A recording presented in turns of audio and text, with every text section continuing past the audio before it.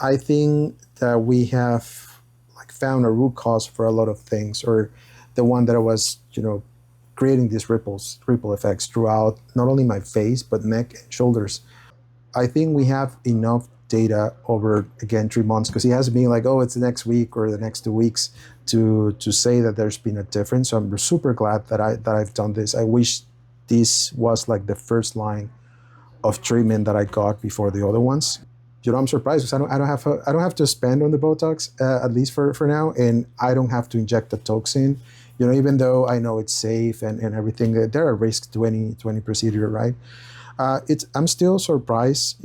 I told you, over I think our first session, that I was still a little skeptic, even though I've seen all of these, testimonies of people with way worse symptoms than mine, and with a longer, span of having these symptoms. I have them since 2016. It was when it got really bad. So about what, like 10 years? Yeah, in 2016, I started to notice like first it was my eyes. So I never thought that jaw was related at all to this, because I started having light sensitivity, strain, like my eyes would like cry without having any emotions or anything. They would just feel like strain. And people said, oh, they might be allergies because there's a lot of dust, or I know like eyes evolve, so people get floaters, get light sensitivity. Things happen. I had these episodes. So waking up, the soreness on the left side of my face. My ear was completely clogged with the low pitch tinnitus, like this roaring kind of thing. That was this very different from the baseline tinnitus that I have in very very low volume kind of situations. And a lot of strain on my left eye, the one that was very concerning for me, working on a computer 12 hours a day or 10 hours a day, reading text. So those have improved significantly. So over the last 3 months, I haven't had a single episode of that, taking into account that I haven't used any Botox and I haven't used my night guard.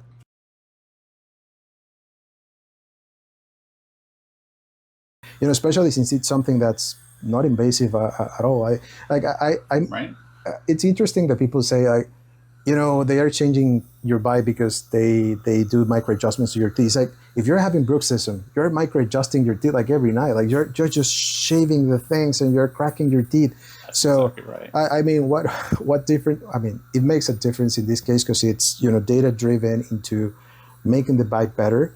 But I think it's a silly argument for someone that's destroying their teeth, every night, as it was my case. Because I remember my friend told me, even though you're shredding your night guards, you need to use them because that's the only way to protect. And you can see the cracks in your teeth. Like if you want your teeth to last, beyond your 60s or even your 50s, without doing an invasive procedure of, I don't know, like implants or anything like that, you will need to use this. So I was very constant with the night guard. And now I used to fear, whenever I travel, the first thing that I will pack was my night guard. And I will just always be conscious where it is, because I knew that taking it out it was the roulette, right? I would probably get a bad night, and it could be one of those that will keep me 3 or 4 days out, being very uncomfortable and not being able to do my daily duties. And during our phone consultation, you said you had soft guards and you went through one a month or something. Was it every couple of months? Yeah, depending on my stress level, because I think that might be also a factor that plays into the grinding. I don't know, honestly. But yeah, sometimes a month, and I would just shred them. And I got 4 or 5 made every time I went into my friend's office, because I knew I just wore them like disposable things, and you will see them like they are just completely destroyed. Yep. And then you had a harder one made too, right? Yeah, and that was one about a year ago or so, a couple years ago. It was around the time that I injected Botox for the first time. Okay. So it's been about a year and some months, and it has lasted. And then I learned that this is like a special kind, that like a higher guard that it's supposed to keep your mouth a little bit open. I don't know much about that. That's okay. But that one has lasted more. But I think it was also because I started injecting Botox every 3 months as well. It may have had so could it be that the guard was harder, or could it be that the Botox was just preventing that from being destroyed like the other ones? Okay. And how often do you wear that, the hard one? Every night, religiously. That I have so much fear of another episode happening and me having an issue with work or just my daily life. It'll ruin your day. Because doing 3 days walking, it just feels like you're in a trampoline.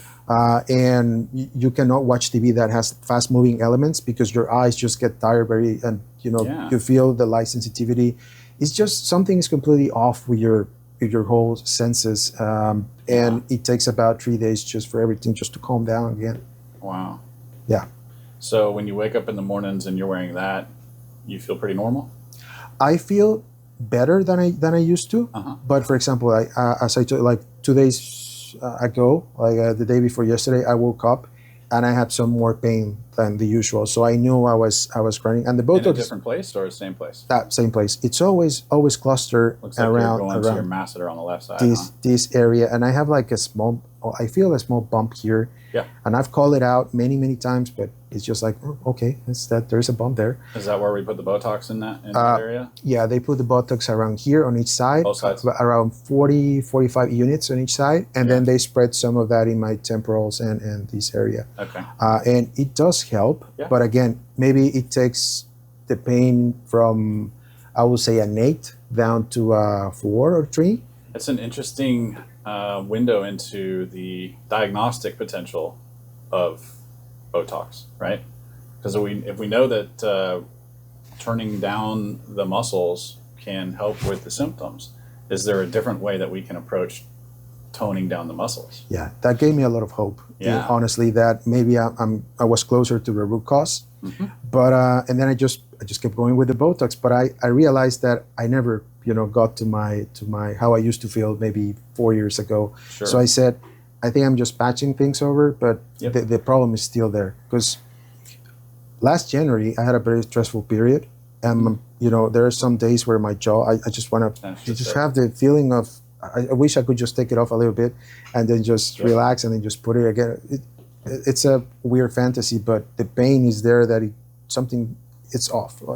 And one of the things that you'll come across as you're searching is that a lot of doctors out there will say that this is from stress, as if stress is the only potential cause, right? Yeah. Whereas the truth of the matter is you may have an imbalance that is provoked upon heavy stress into beyond the capability of your muscles to respond, so that the stress makes it worse, but may not be the primary cause. Yeah. You see what I mean? Yeah. And I'm just starting blaming myself. Like I'm doing this to myself because you're just stressful or like a neurotic person, and that might play a little bit into that. Yeah. But it's something that is non-actionable. Because it's not like I can just turn it off and say, hey, stress is off. And it's going to get worse because, as I, get on more responsibilities at work, etc. I just want to be prepared for that.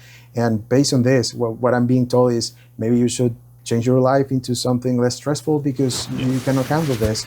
And it's completely autonomous. Like it is so strange that the worst thing that has ever happened to you, in terms of health so far, is something that happens during your sleep, which is where you're supposed to be relaxed, and it's something that you don't control, and it's something that just gets worse, and there is no root cause anywhere. So for me. Nobody can give you a diagnosis. It's been the bane of my existence. Like I'm just getting punched during the night. That's how it feels. Or I'm working out, and in the morning it's just like a roulette. Will it be a good day, a bad day? Yeah, even a Meniere's diagnosis is an idiopathic diagnosis. They don't know the cause of it. Yeah. And so that's one of the powerful things about when you go and see all the literature articles that Dr. Sutter has been putting together, along with lots of colleagues.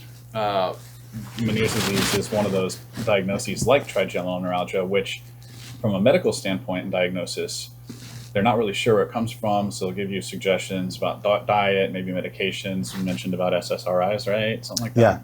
Yeah. So there's a lot of different things that they may try to throw at it, but without the diagnostic capability to measure the bite, they don't even think about the bite as a contributor, right? And there's a lot of dentists out there that don't think the bite contributes to this kind of stuff. But, one by one, each case that we have some success with in diminishing the symptoms, bringing some relief, bringing hope to patients out there who are exactly in your situation, looking for answers, not being able to find them. That's why this video consultation and documentation is such an important part of the process. To get the word out there, to get other patients to consider this as a potential source of relief from them. So yeah, and I'm really hoping it helps someone, because certainly I've been, I was helped by just watching the ones that are out there, just hearing their just gives you hope. stories. Yeah, I was like, is that it? Because I saw, video after video of people being diagnosed with Meniere's for maybe 2, 3, 10, 15, or even more years. Sounds right. And, Living with it. yeah. So I said that sounds just like my case, but you keep your hopes, in check. In check, because I've been to so many specialties, now, and doctors, and they've been great at trying to rule out anything that could be wrong. They run all sorts of tests in the eyes, in my brain, in my throat, my ears, and I really appreciate that. But unfortunately, none of them has had like a significant impact other than the Botox. Honestly, from all of the things that I thought could be happening, you're always going to the worst ones, like maybe there is something wrong with my brain, there is something wrong with immune, or you go over all of these things. I never thought about the grinding, and then I start connecting some of the dots. So one of the experiments that I did, I forgot to mention this, is that when I started going into the rabbit hole of maybe it's my jaw, the problem, I know some people try Botox, and I said, I'm just going to ask, I'm going to go for my cleaning and ask for that. So I got Botox injected, at the end of February 2024. The symptoms started in July. They got super worse in July. I had symptoms before that. And the Botox, I never had an attack in the morning again, but still, the symptoms are there. It's just that I don't have those like super spikes of fluctuations. But I know that's not a long-term solution. I still feel a little strange by injecting a toxin, even if it's helping. But it was my last resource, and it was more like an empirical, test of could it be related. The results were it might be related based on that. Yeah, and about going back into the guards. I got some guards made before I had those spikes in symptoms, but maybe it was not enough, because I just completely destroyed those guards in the span of 2 or 3 months. They were shredded. So something's going on that neither the guards and the Botox combined can just make this go away. I've had many symptoms over the years. Starting around 2016 is when I noticed like the tinnitus and some of the ear pain, especially on my left side.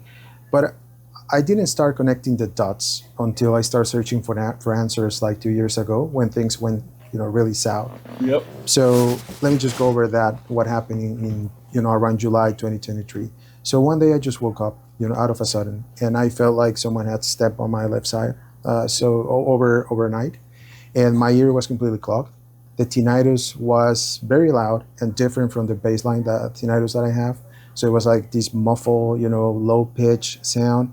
But the worst thing of all is that when I step out of bed, and as I was walking, I noticed that my vision was, like double as I took a step, things were shifting. And that's when I said, I don't think this is an infection or something. This might be something else. So I just reached out and went and have some Advil to see if things were eased out. And through the day, things improve a little bit. I will start feeling that my ear was, getting a little bit unclogged. And the dizziness, that feeling of imbalance that I was getting when I was walking or moving, it got better. But over 3 days, I thought, I'm just healing, right? But it never, went away like 100%, like maybe just reached 90%. So I said, okay, maybe it's just like one-off thing. Maybe I slept wrong, maybe over my fist or something. Because sometimes it happens that you sleep in the wrong position and you have some neck pain. So I said, maybe it's that, but it was like, why the vision? Why the low-pitched tinnitus? Why the sense of, having the clogged ear? So 3 weeks went by, and some of the symptoms never faded. Especially, this like tiredness in my left eye, the watering, the feeling that it was always strained. Like I had worked out my face only on my left side for, I don't know, like I've never worked out before. And then you feel that like tiredness and, reluctance for the muscle to just do its thing. So 3 weeks went by, and I had another episode. Woke up, the ear was completely clogged, muffled. The vision was again worse in the sense that, I just couldn't focus, especially on things that were close by. It will strain my eyes. So I said, I need to search for answers. So of course I went to an ENT, I went to an ophthalmologist, and They run all sorts of tests. Retina is perfect. The eye is perfect. They didn't find anything, wrong there. The ENT, it run the typical, myogenic potentials and all those tests to see if you have, because it sounds like Meniere's, right? And they say, well, you might have Meniere's, you might not have it. Let's see if it goes away, because it doesn't fall into the, I don't have drop attacks, fortunately. I just have a wake up with this imbalance, etc. I keep mentioning the fact that it was always when I was waking up, like I didn't have them throughout the day or anything. So they gave me assurance that it wasn't anything wrong. Like, I don't know, we had an MRI, we had all those sorts of tests, and they didn't find anything. So I said, well, I'm just going to brush it off again and just keep going with my life.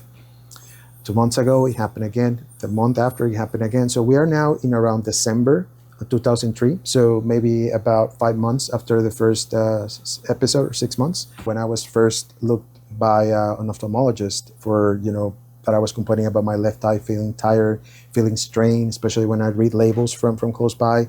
I feel like my eye was just, doing its best. Like it was just trying to accommodate the vision for me to look up close. She mentioned that when I look on my left side, I had some nystagmus movement. Like my eye could not, the muscle could not, go into the left because it was just super strained. And she thought that was very interesting, but since there wasn't anything physiological, it's just like, well, that is. You can't put Botox on an eye muscle.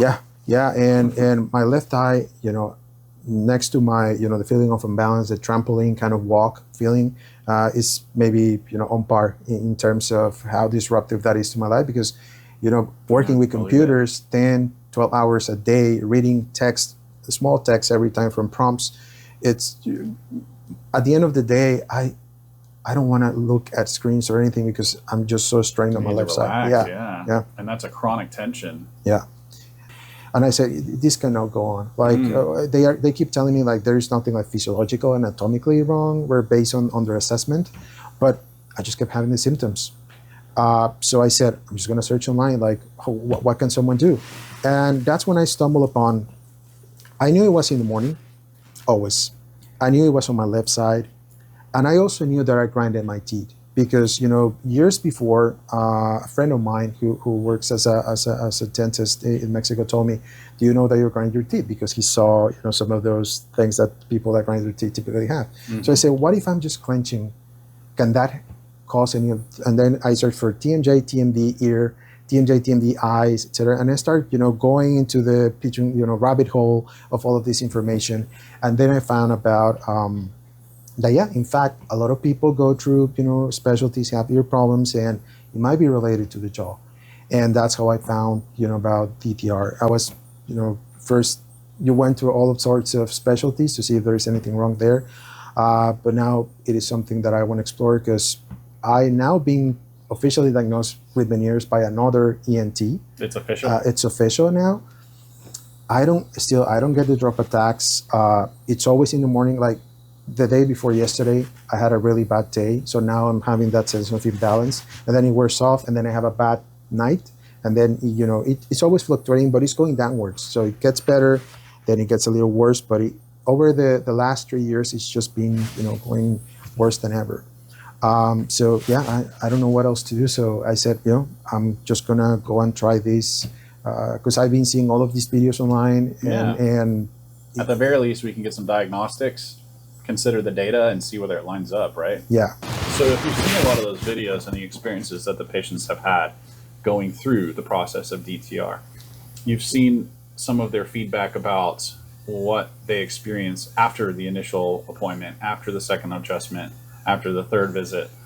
And I presume that you've seen that sometimes it can get worse before it gets better. Yes. I've seen someone that I was watching some videos yesterday, actually, before coming here, and I saw a patient that, was just desperate and they just called the doctor like a couple of days ago, like, what did you do to me? And they say it's going to get better, and eventually it got better. And the reason behind that is because we're really, even though we are diagnosing and treating the biting surfaces of the teeth, we're targeting the muscle tension that is associated with those malocclusion contacts, okay? And the muscles that can be affected obviously lead to the symptoms, but when we alleviate the speed bump of a malocclusion, to try to get the muscle tone to relax a little bit, we have to give the muscle time to respond. Yeah, that makes total sense. Yeah. So that's why it's a process that involves multiple appointments where we make original changes to the teeth based on the data from the teeth scan. We follow the data, and it gives us a roadmap to make small adjustments in the places where the teeth are taking undue force and potentially provoking the muscle tension. Once those contacts are relieved, the muscles then need a few days to relax and recuperate. Just like as if you worked out too hard and your muscle's sore, and it takes a few days for that muscle to recover. During that recovery process, the jaw is also being affected in the way that it goes through its range of motion. And so then we have to reevaluate it after a period of time. Typically that's maybe once a week or once every other week. For patients who travel, it can be more than every other week. But that's an important caveat that we give all of our patients who are considering going through the DTR bite calibration therapy, is that it can get worse before it gets better. And the reason why is because of what I just explained, that we have to give time for everything to respond. So as long as you know that if you have any adverse symptoms during the course of the process, we're going to address those as well on our road to a better balance and harmony between your bite and your muscles and all the symptoms that you're experiencing. I'm actually really intrigued because your story about the blurry vision and the eye being affected obviously connects back to the trigeminal nerve. The ear also, with its tinnitus, there's a muscle that can respond to malocclusion, the tensor tympani, that causes that tinnitus as well. So, or can be connected to, maybe not cause, as maybe that's a little bit of a stretch, but right now with this paradigm, the research that is being done is to try to enforce those connections and maybe get to a point where this becomes a more common solution for patients who are in your situation. Yeah. The next thing that I give as a caveat is that it may change. So in relieving the bite contacts that could be contributing during the initial DTR calibration, sometimes what can happen is that once those muscles are relaxed, if the bite now has shifted into a position where it can trigger muscle tension somewhere else, sometimes you could get a new symptom. Got it. All right. So in your case, an example would be you're mostly on the left side. And once we are able to address the initial imbalances, if there is a contact that's being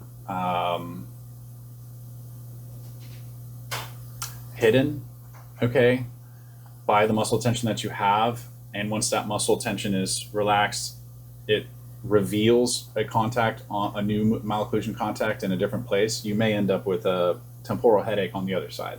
Got it. Or something along those lines, neck tension, or even little twinges, things like that. So it's important to know that this is a process. It's not a one appointment fix. And the reason that it's a process, and the reason that we have to be patient with the outcome, is because it takes time for the head and neck muscles to respond to the treatments that we're delivering. So I completely understand that it's not like a magic pill or anything like that. And having had also neck pain for the longest time and going into physical therapy, I know muscles take their time for them to reach a better point. You got it. One of the most important factors here is that we have repeatable data, and that we have a stable bite. And by stable, I mean a stable foundation where the joints are.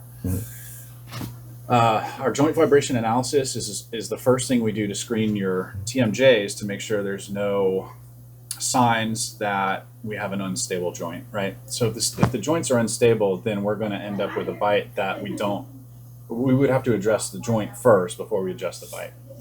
So the first thing we're going to do is we're going to listen to your joints, the noises that they're making with the joint vibration analysis. It's just headphones that go over your joints, and we listen to the sounds it's making to rule out the worst case scenarios. So presuming that is going to be okay for you, the next step is for us to get the EMG leads attached to your masseters and your temporalis. It measures muscle activity during the course of your bite. So when you, obviously you can think about it, if we have those leads hooked up to your muscles and you bite down and you clench your masseters, it's going to read that those muscles are having more activity. And with the process of DTR bite calibration, then we can see the change in muscle activity for the temporalis and the masseters. And if we decrease that muscle activity, then we're on the right path. Got it. Right? Unfortunately, we cannot measure the lateral pterygoids or the medial pterygoids, which are internal muscles. I'll show you a diagram on my website. I have lots of diagrams of that so that you can get a sense that although we're able to measure the masseters and temporalis, there are internal muscles that play a role that we cannot measure. So therein lies another part of the process that we're talking about, where with those muscles, if they're tense, we have to allow them time to relax, but they can't be measured in the way that the masseters and temporalis can. So we measure what we can, but that's the intent behind the treatment process. So the T-scan is the sensor that you're going to bite on. You'll get real familiar with it. And the real power of that diagnostic is not so much in the closure contact, but it's in the sideways contacts. Okay. So that's where it ties in with the sleeping part, because when you're sleeping and you clench, there may be contacts that your brain is trying to grind out of the way.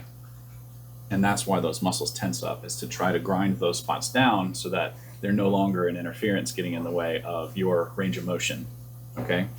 So obviously when you're not conscious of that, you can't control it, and you wake up with your muscle tension and your symptoms. Okay. So the last thing that we're going to do today, the diagnostics, is to actually maybe the first thing we do with the trios is to take a scan. Veronica will use a tool called the 3-shape trios, which is it's a wand that goes around and takes a digital impression of your mouth, right?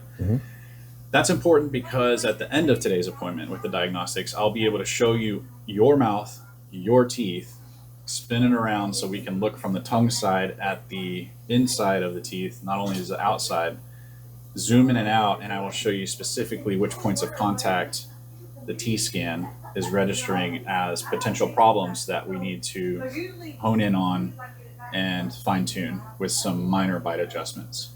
That will be so nice, because the thing I'm super curious about the data is if what we find out matches, what I feel and what I've been going for so many years. Yeah. Yes. It will be such a relief just to see it, with, you with have calculated some more information beyond a big question. Yeah, it will be like a reassurance of, that there is a correlation between what I feel and what's being presented, and Yes. it's very powerful. Yeah. It's very powerful. So that's the most of the diagnostic appointment, and then typically we don't actually start the bite calibration until after the diagnostic appointment, because I need to spend some time with the data from the joint vibration analysis. But the data that we're going to see today opens up a dialogue between me and you, so that you can ask me questions. If there's questions you didn't have before, you can start thinking about it on a level with actually having the diagnostics done. And even after today's appointment, between now and the next time you come in, it'll give you some time to think more about it. And if you have any additional questions, I want to make sure that we address all of your questions before we even get started. Certainly. Yeah, that will be great. So I want to make sure you're totally comfortable, that you feel well informed, and that you're making a good decision about this, rather than just jumping into it without due diligence. Certainly. Yeah, like they say, you want to sleep on it. Yeah. So that being said, if you do have any questions after today, please feel free to ask me. I'm readily available to you. Thank you. Do you have any questions before we get started? I guess, as you said, once we see the data, once we see things live, maybe things will start, but I guess the question that many people will have is, how does this story resonates with the experience that you have had so far providing this therapy? Is there a pattern in what I've told you? We know Meniere's, it's like a pattern with these kind of patients, but the fact that it's in the morning, the fact that sometimes it also affects the eyes, some all those things. Have you heard about that? Because that also gives you some reassurance that you're on the right path. Yes, and part of that is the initial phone consultation.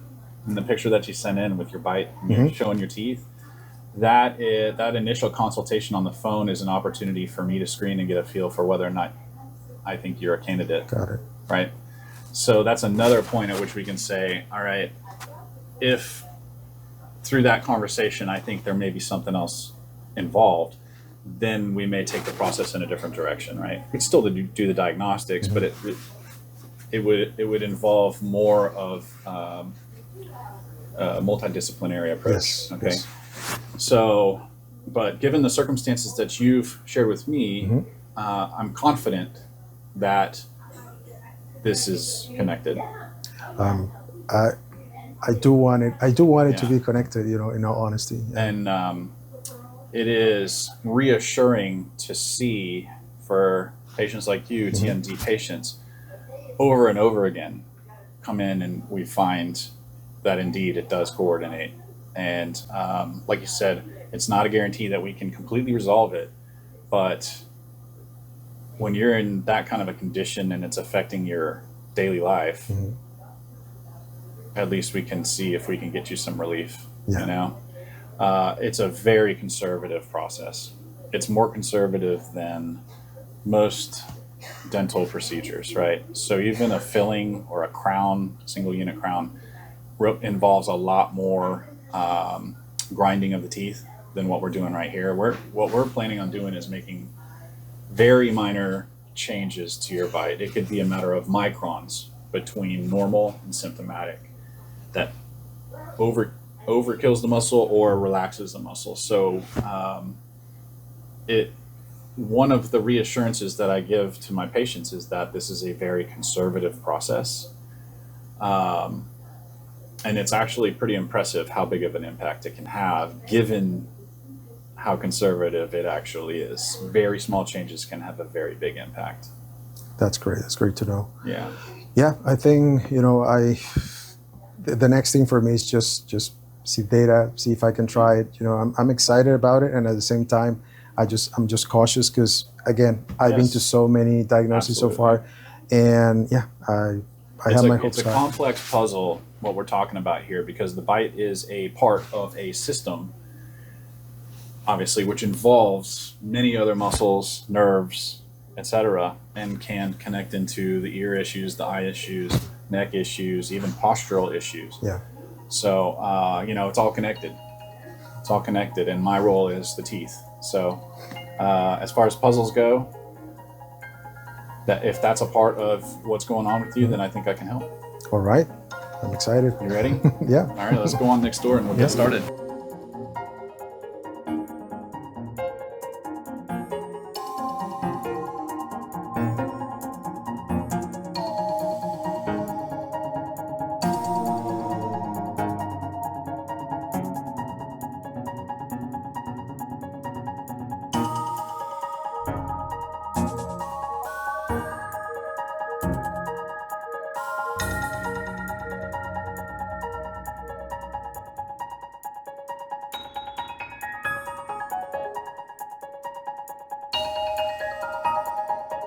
So last time I remember I mentioned that my symptoms by using the Botox, it was like an empirical test of saying, is it related to my muscles? So if I atrophy my muscles, then if I had a result, then it could be related to the hypertonia, the one that you mentioned.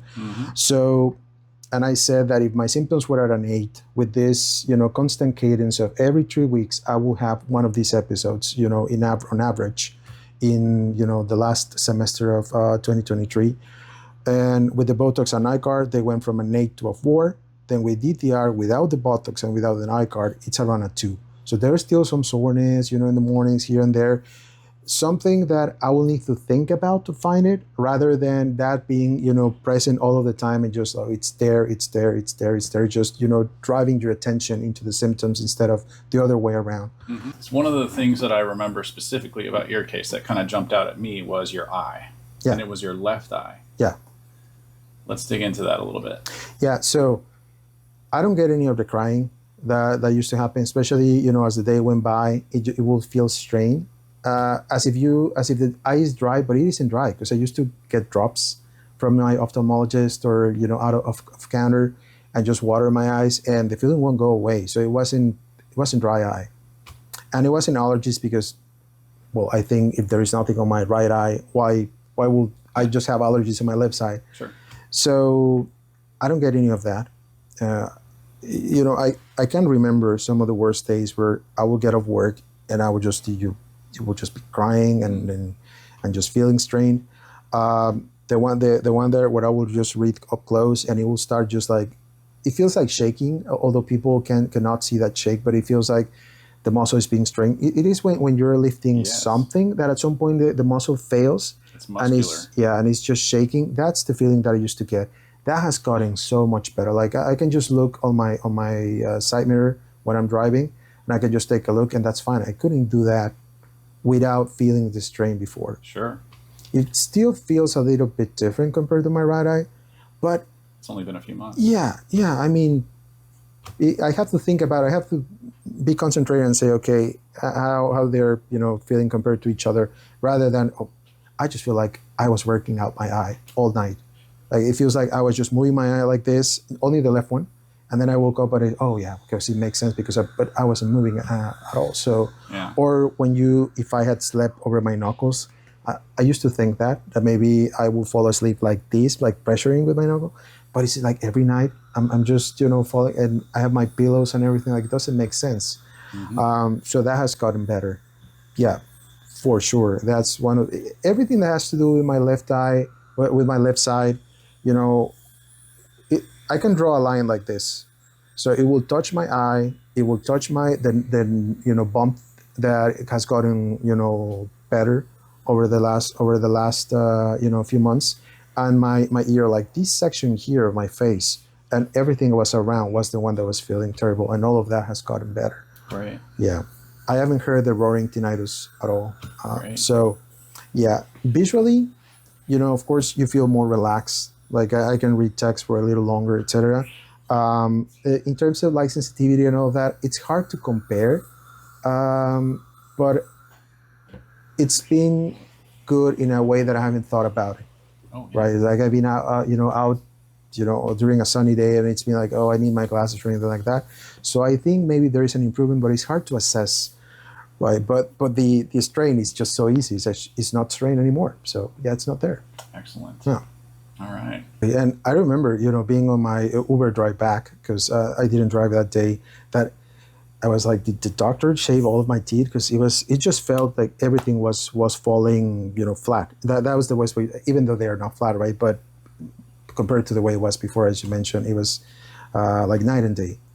So over the next couple of days, and it's been, the same for each of the adjustments, things go good, then there is like an adjustment period where I will have like a little bit of a headache on my temporals, but things are a little uncomfortable over 3 or 4 days, but not to where they were before. Like uncomfortable, I mean, the best day that I had before is my uncomfortable day now.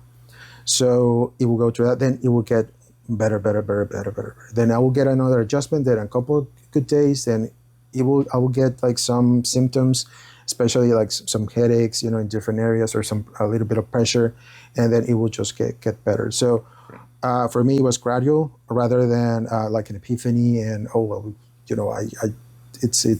but I guess it's different for everyone. And you have to take into account that we had the adjustment at the end of May, I think right. So, and I had injected 100 units of Botox in mid-March. So good point. Yeah, I was already under heavy, muscle atrophy. So maybe that's why I didn't feel such a big difference the first time compared to other cases where they haven't had any sort of, maybe not a night guard, maybe anything at all. Mm-hmm. Maybe I haven't done that first, then I will be like, okay, this is completely different. So yeah, I blame the fact that I was, under a heavy dosage of Botox. But yeah, it always go up. Then you have your bad days. But as you said, there might be other multidisciplinary aspects. Maybe it's there might be also problems with my posture, maybe some problems with other things that are causing a little bit of secondhand soreness on the area. I watch a lot of testimonies, so most of them have like an immediate relief. For me, I think I got the adjustment. It felt good. Like first we did it on the night guard. And I tried over the weekend, and I said, "Oh, this is making a difference." But it wasn't like, for me, it wasn't like, there wasn't like a peak. It was more gradual. So then when we did the adjustment, the first thing I thought is that my teeth feel flat. Like they feel like they're completely flat. If something is just making contact in a very like nice way. Is that how it's supposed to feel? Because before, you get used to pain and you get used to a lot of discomfort. But and it's hard to describe that because you have nothing to compare it against. Yeah, exactly. So to you, that's your normal, and to explain that to someone else without a frame of reference is extremely difficult. Yeah. And I think that's where a lot of these concepts get lost in translation. Another thing that I didn't notice, or maybe I've been doing it so long that it just become part of your habits, and since you don't have any baseline, you don't know Right. that's something that's unusual. Right. Is I used to have these like urge to clench. I didn't clench at during the day like I wasn't clenching, but it is like you're eating popcorn and you have like a small seed stuck in one of your teeth, and you have this urge to just like move. I used to have that, but there wasn't anything in my molars. But during the day I was like doing this, or I just had this urge to somehow do the occlusion. And I don't have that. I don't want my jaw to touch my upper teeth during the day. Like if that makes sense. Like things keep at a I can chew and all of that. That's something that I want to do, but I don't feel like any instinct that I can control. Yeah, that I just need to go and do that, because it felt like that you have something stuck and you it's driving you crazy, and you just need to do a little bit of clenching. So that was good. Mm-hmm. That's another thing that I noticed. Correct. And the other thing is that when I used to do my exercises from up and down, I used to feel like there was as if you were turning a knob instead of just being completely fluid. There was like I don't know. That's interesting. Yeah, and that's not there anymore. Huh. And that's objective. Like I'm a skeptic, and I want things to be. I want to have enough samples, even though I am an N+1 kind of sample. Mm-hmm. I can at least test in between days and say, oh, is it just a really good day, or am I actually having a difference in how things feel? And for the case for my neck and shoulders and the episodes at night, that's there. So other things that have been, going well that I was a little bit surprised. I've been told through all of my professional life, it's been 20 years since I started, having this desk job, working on the computer, etc., that, people that work on computers have neck problems, they have shoulder problems and all of this. So again, that's one of the things that I never thought it would be related to my jaw. And even though I saw, again, some testimonies that helped me and said, oh, you get some much better range of motion, up and down and all of that, I said, that will be a stretch for me. Because Sure. I know my habits are, a little bit sedentary, working on the desk. But I was surprised that was one of the things that got the most improvement. Like I used to do my neck exercises, in the morning, then, midday, and then at night, and then put some ice on it just to, keep things at bay. But now when I do them, I used to have this like crunch feeling, or like sound, like but inner sound, like people cannot hear it, but Crepitus. yeah, that will be the technical term. It's just, for me, it's like a crunching. You move your neck, and it's like, I don't have that anymore. Like it's just, it feels free, and I've been able to just go through my day without. I used to take like a Tylenol maybe once a week when it was really bad. I haven't touched my Tylenol ever since. Like, All right. that was surprising to me. I mean, there are days that my neck feels a little more tense than others because of stress. That's fine, Mm-hmm. but there is, again, here the key word is significant. Like there is a difference between how things were before and now. We've adjusted the baseline. Yeah, By turning down the tone of the muscles, you can still have stressful days, but it doesn't exceed the capacity of your daily adaptation. yeah, correct. One last thing I didn't mention, symptom-wise, because maybe this could resonate with some folks, is I used to get tired of chewing, and I remember I told you that I maybe wasn't a fan of steak anymore because it would require a lot of chewing. And I remember asking my family whenever we had a barbecue, like, you don't get tired of chewing? Like, you don't get tired of chewing this like ribs that I used to love? And they were like, no. I said, they were just looking at me like kind of strange. And I stopped chewing gum for the same reason. Like, I would just get tired of chewing. I can chew gum, and I've been eating steak like there is no tomorrow. So God bless you. yeah, there's still some a little bit of feeling, but not enough to just stop chewing and just go for chicken or something else. So yeah, it's a little bit of a silly thing, but Hey, it's quality of life. yeah, it disappeared. So I can chew gum again. Yeah. Fantastic. So yeah, I'm glad I haven't had any episode like that. It's not even close. Like if you remember, I said that I had good days and bad days. So the good days will be, me having just this background, soreness, but will be there uncomfortable, not enough to just go take an Advil or anything, but there. And the bad days will be either I will go full blown, getting my ear clogged and getting the unsteadiness when walking and the full strain on my left eye into maybe just getting my ear clogged. But my ear was the constant. It was always it was feeling quite different left side compared to the right side. That's how I got my like objective way of saying there's something wrong, because it was so different, the sense and the tinnitus and the fullness of the ear. So is it safe to say you feel like this was worth it? Oh yeah, 100%. Yeah, for me, for my case, for everything that I had, for the fact that each night was, you always had that background thought of how is it going to be tomorrow, and you're always like, oh, how's my Botox dosage going? Process going? Do I need a refill now? And always thinking about the night guard, and now not having to think about that, and still be better like it was before. Yeah, makes it worth it. And that's great. Yeah, and the thing is, like, we didn't do anything again invasive. Right. So yeah. And in your case, it was the night guard that really made a big impact. Mm-hmm. I felt like when you came back after that first night guard adjustment that we made and you felt an improvement, that had a significant impact on your willingness to proceed with the therapy itself. Yeah, one of the things, now that you mentioned that I thought this one was actually kind of funny, is that I didn't realize that I couldn't grind on, side to side. Mm-hmm. And that I didn't know that was something that you're supposed to be able to do. Right. And I said, yeah, it's completely, stuck. And when you adjust the night guard, and I was able to just grind, both ways, I said, well, what of a difference that will make next day, and the next day is like a good difference. Yeah, it feels good. Yeah. And I think what you said resonates a lot with me, that we have a standard now, data-driven standard, to say, it's not that anymore.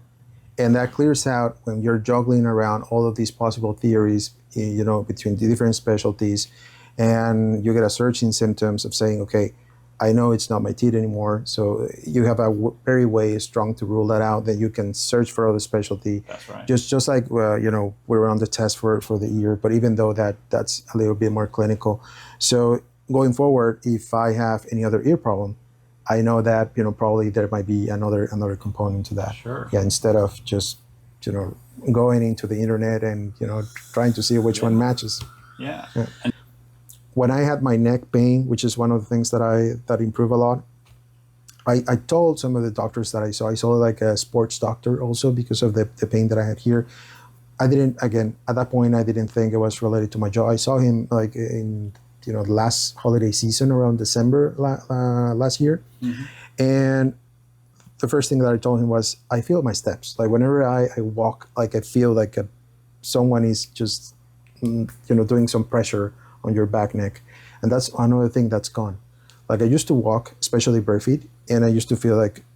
Yeah, you described that at the initial consult like you were on a trampoline or something. You were walking on a trampoline. Yeah, there was like a bounce kind of thing where I will feel the step on my neck, and you feel like things are not landing correctly, and that has diminished. So especially the feeling here in the back of my neck, where I will be taking steps, and then I will feel pressure here.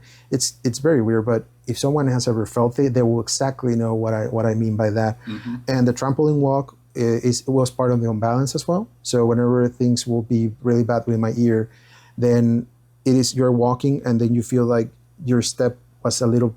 It's like a lack of coordination, where you take the step, but somehow it feels like the step was lower. Sure. So your brain is like, it's imbalanced. It's like, why did I just took the step, but somehow it feels like it was lower. So that feeling of lack of coordination between I think what the muscles are telling, what the ear is telling was kind of weird, and that has diminished. It hasn't gone completely, out, but maybe if it was a 10 before, maybe now is less than half. Maybe it's a 4. There's still some steadiness there, and a little bit of soreness, but I think there might still be room for improvement over the next 3 or 4 months or something like that. Yeah.